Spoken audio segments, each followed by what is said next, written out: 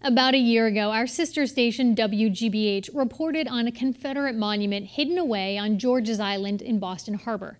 The state subsequently covered up the monument and then moved it into storage, and nobody seemed to mind.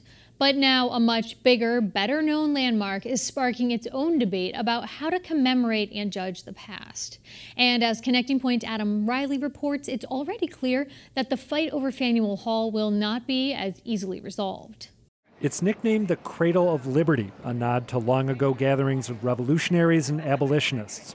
But when Kevin Peterson looks at Faneuil Hall, he sees something very different. It's a shameful place, and it represents a place of horror. Because, Peterson says, slaves were sold on this stretch in colonial times.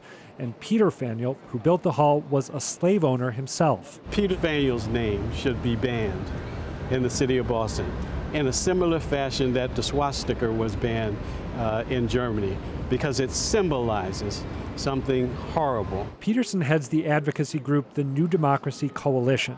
He's urging Boston to change Faneuil Hall's name to Crispus Attucks Hall in honor of the black man who was killed in the Boston Massacre.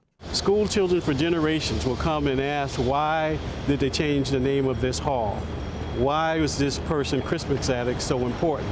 And how does it relate to the issue of race in our city today? Mayor Marty Walsh has called that idea a non-starter, saying, quote, "We are not going to change the name of Faneuil Hall."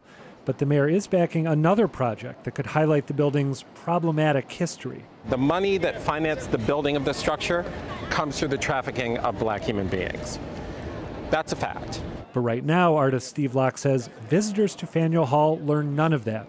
So Locke is working on a piece that would fill that historical gap. It's set into the hardscape here. The bronze plate will feature a map of the triangular slave trade, and there's an unusual twist. It's heated to the temperature of a human body, so it will always be a constant 98.6 degrees.